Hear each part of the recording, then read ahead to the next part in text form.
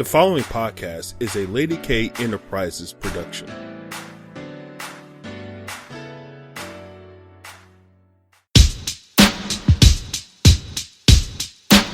Lady K.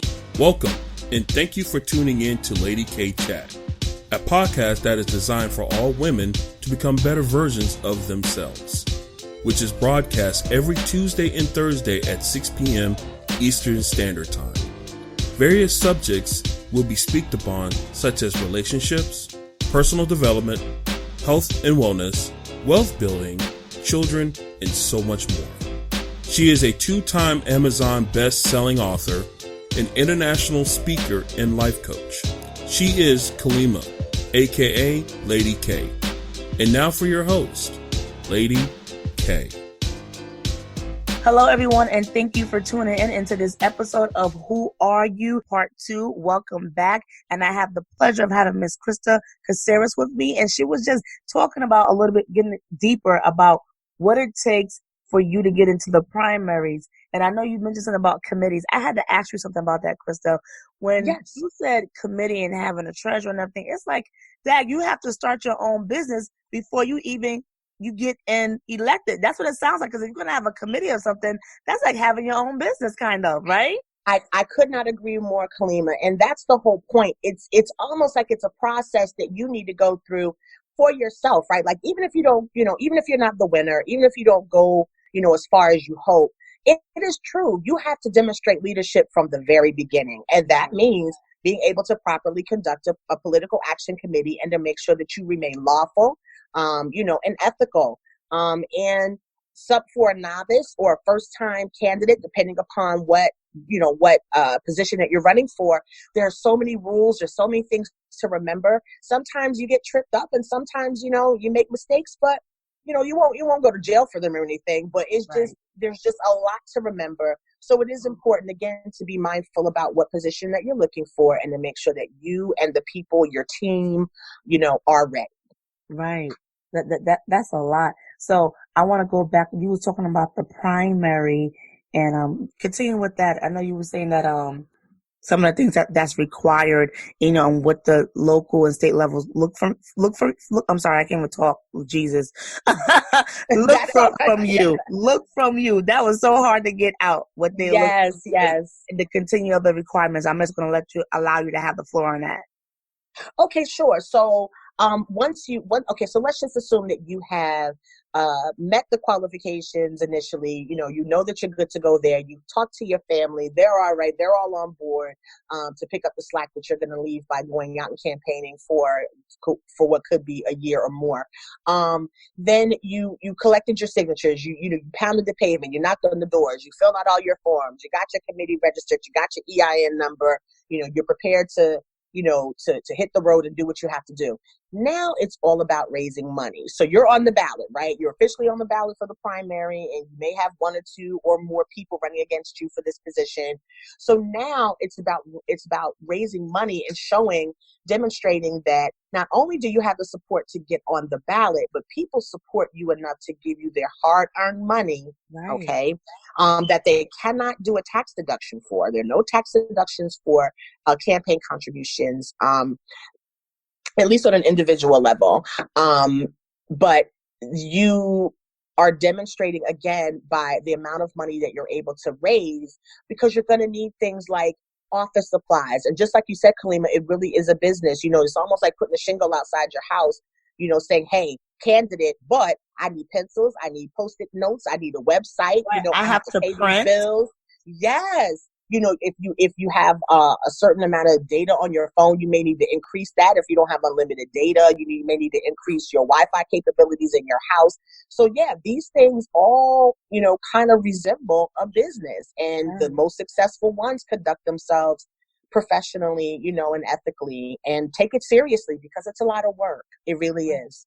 I really like how you just elaborate everything that they need, because when people are running and they ask for donation, us, like me, we don't know, like, what do you need all that money for and what are you doing it? So this give us an idea. Oh, we didn't think about that because you don't. And like you said too, it's like they need to travel as well. So they got to put gas in their car. Oh right? my And gosh, just they the got to gas. find a venue. They got to pay the venue to host, what they're doing. All of that adds up. So now we have a good idea that this is where they're using the money. This is what's funding their campaign. Absolutely. You would be surprised, Kalina, but I'll give you like the top, I would say maybe the top 5 things that where the donations should be going and most times are going. Okay. So from a state level, because a school board director may just need a website. They may need a few, 5x7 postcard size, cards to hand out to people at the bus stops or when they knock on people's doors and things like that. But when you're on a state level, you need radio advertisement. You need possibly television advertisement. You need to be able to have your, web banner, popping up on Facebook, very frequently, and that costs money. You need to always be in front of people. Your image, your website, all your information needs to constantly be out in front of people because there's so much competition for people's attention. There's so much competition by your opposition. So it's like, you have to do all these things to make sure that you and what your campaign goals are and what you want for your community is front and center at all times and in a positive light. But here's where the majority of your money is going to be spent. And I can tell you one thing you don't want to waste money on, and that's t-shirts, unless you absolutely have that money to spend. Right. If you want to get some t-shirts and a couple of hats for your volunteers when they're knocking on doors and things like that, I encourage that. But just running out buying a whole bunch of t-shirts and hats, you don't want to do that. Right. Where your money gets the biggest bang for its dollar, especially if you're running on a state level, would be your yard signs. I cannot tell you enough, and they're expensive. You could spend easily $2,000 to $3,000 to get enough yard signs to cover the entire district that you're running. Because remember, the districts are pretty big. The district that I ran was about close to 20,000 people in the district. So you can imagine how wide, the area was for me to cover with yard signs. And again, you want to be encouraged to utilize companies that are union founded, meaning that you want to utilize a union printer if at all possible. Any business that you give as a candidate, you want to hopefully recruit someone who is a member of a union, because you definitely want to support the unions. So there's a lot of things to remember, but being able to fundraise and make sure that you have at least the bare minimum to run a decent campaign, but to remain visible, that's the key. And being able to have that gas to go door to door and talking to people is the most important thing you can do. Now, knocking on doors are free, but like you said, that gas to get all across town and back and forth. And if you've got volunteers, you have to feed your volunteers, hopefully. And on the day of the election, you have to make sure that they're covered. If you're going to ask them to take a day off to work at the polls for you, there's a lot. There's a lot that people don't realize that goes into running for office. And so fundraising is really important. And I think a lot of times too, Kalima, when you know someone, like let's say you know someone who's running for office, you're like, you don't take them seriously. You're like, oh, that's cute. They running. That's cute. Oh, no, help them out. No, really. Right. You'd be surprised how far a $50 will go. And it sounds like a lot of money, but it goes like that. No, and I have out to someone that I believe in. She didn't make it, but I said, and I'm happy. At least I know that she was a good individual. She had certain things at mind. So I was like, I know where my dollar went, even though she didn't go far. So I get that part.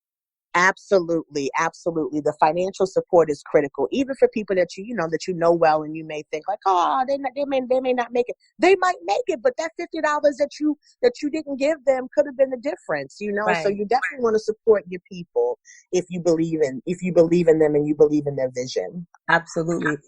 But we're just going to take a quick break and we'll be right back. Lady K Enterprises are now licensed in the state of Pennsylvania and New York to help you with your insurance needs from auto, homeowner, life insurance, and home security. For additional information, please text the word insurance to 844-446-5374. Again, for additional information, please text the word insurance to 844-446-5374. Can I piggyback off of you? And I would like to ask you, can you tell us a little bit about your experience when you ran? Sure. Well, I was just a regular person who, even though I really enjoyed politics, like I enjoyed watching it, I enjoyed talking about it. I like to do the research on candidates and look at different strategies. I've always been that way. So it's kind of like my baseballs, kind of like my World Series. I didn't really take it super seriously until I moved here from New York City, and I had to commute, 2-3 hours each way to pay my bills and to make the household work. And I'm looking around and I'm saying to myself, like, why do all of these people have to travel so far to make a decent wage? Like, this just doesn't make sense to me. And then you have all of these elected officials sitting around here making all of this money, and we've got the minimum wage of $7.25. Like, it just didn't make sense. So I was like, well, if they're not taking it seriously and understanding all that we have to go through, because it's not just the pay, it's the fact that we are, we don't have the quality of life other people have. Like, some people just go to work and get their check and go home and spend time with their families. But we spend so many hours out on the road trying to get a decent dollar that we're losing time with our families. We're not watching our kids grow up, these kinds of things. So that was really what prompted me to say, you know what, and actually, I'm not going to say the person because I like her a lot, but the person that I was trying to run against, I said, I saw her at this event, and I asked her, she's my state representative, I said, well, listen, what is your opinion on if you could just wave a magic wand and raise the minimum wage from what it is now, what dollar rate would you make it and why? And she was very nice about it, but she basically said, well, I don't believe in putting mandates on businesses to pay people a certain amount of money. And when she said that, I said, oh, okay, well, maybe someone needs to be in that seat that doesn't think that way. Right. So that's kind of what made me decide to go ahead and run. So I had taken a training course for women that wanted to run for office, and I got the basics, like kind of what we talked about so far. And I just said, you know what?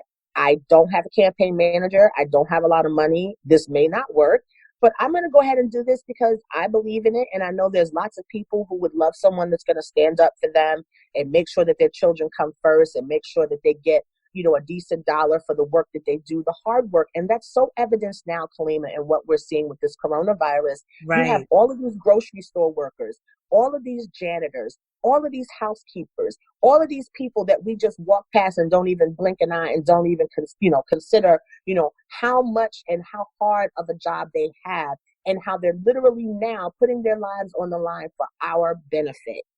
And you want to pay these people $8 an hour, $9 an hour, grown people with children? It's just outrageous to me. No, Christa, I agree with you 110% because, as I used to say before, I said, I'm in the service industry and I've been in the service industry for a long time. So to me, it was natural to always say, thank you and I appreciate it. And sometimes people look at me like, what? And it's like, because I have an understanding. I've been doing this since I was the age of 14. So I understand. It doesn't matter if I go to a diner and my waitress or my waiter is rude to me. I'm still going to give you a tip because I know how much you make. It is not much. And maybe you have an attitude because you had a bad day. But I'm still. That's right. I know sometimes people get into the mentality, I'm not going to tip them. They didn't come back.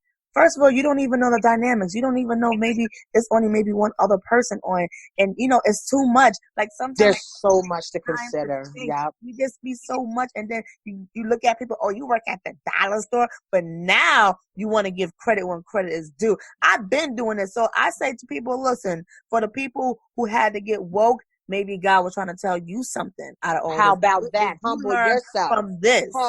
Yes, humble yourself. And I couldn't agree more. Like, there was so much that frustrated me, even when I was running for office, and I would hear people like us, Kalima, that go to work every single day and work hard for our dollar. None of us are millionaires, but I would hear people that are in the same position we are, struggling to make it. Oh, well, it's not my fault they work at McDonald's, and people at McDonald's don't need to make such and such a money. Okay, well, excuse me. I would like food without hair in it. I would like to make sure when I go in a restaurant that the floor is clean, and that when I go to use the restroom that it's clean.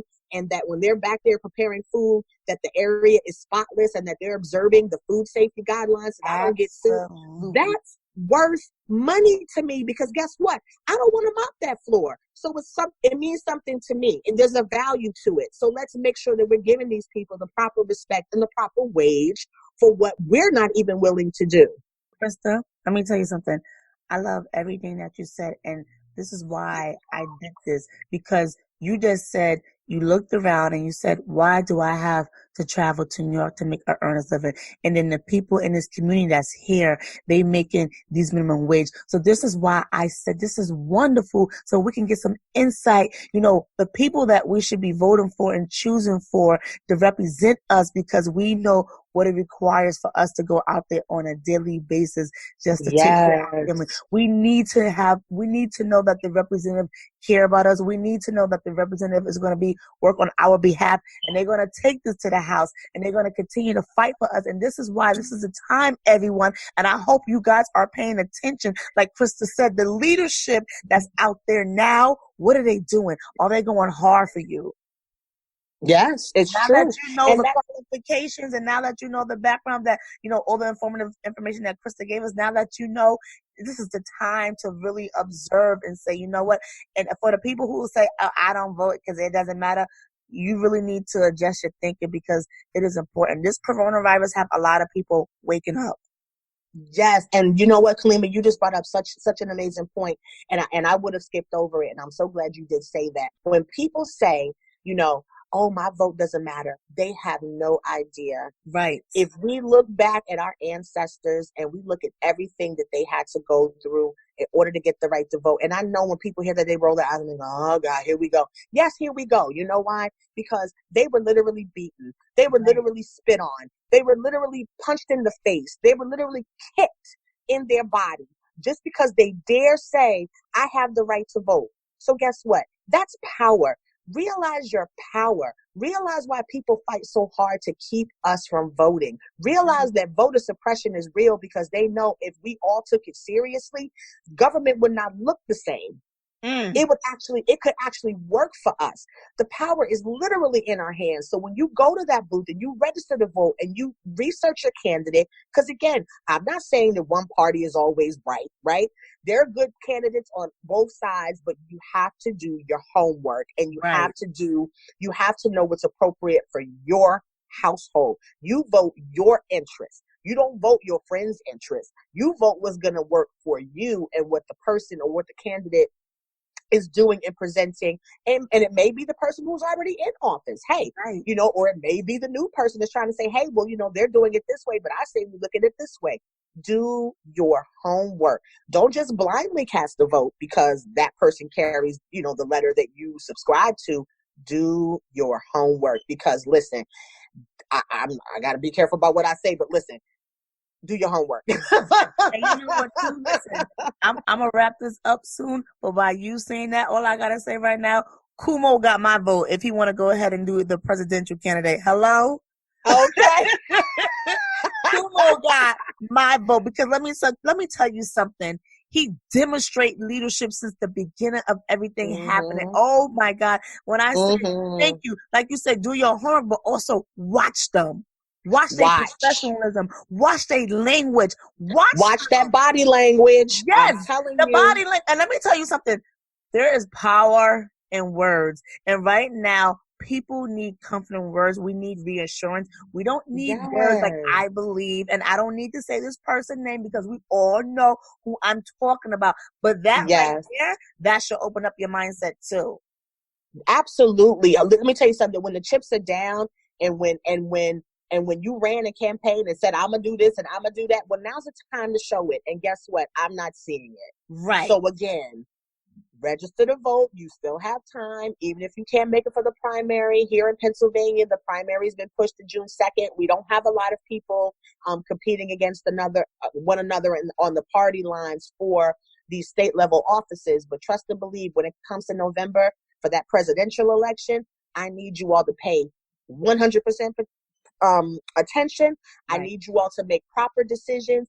And again, Don't make decisions about things that may affect you 20 years from now. Yes, that is important. Don't get me wrong. We do want to play long ball. And sometimes people will say, oh, well, this candidate, for instance, this candidate, I like this candidate because they're talking about this. Yeah, but people need to realize how long it may take to get that done versus what can we do for ourselves right now and work towards that longer term goal, right? Sometimes it's about being realistic and understanding. Sometimes it's baby steps to get to certain things because we're dealing with lots of people with different thoughts, about how things should be done. So we have to work with the other side, with people that want to work with us. We have to be able to work across the aisle. We have to be able to look at the other side's opinion and find pieces of it that we're able to deal with, just like they are with our side. And that's how progress moves forward. It's not always about winner take all, but if you're not involved, your needs are not getting met. You must get involved and you must participate. And if you feel as though you are qualified and if you feel as though you have, what it takes to become an elected official, I encourage anyone to do so. And if they want to come get information from me, I'd be more than happy to give that out. Christa, I thank you so much. So if they did, how can they reach you?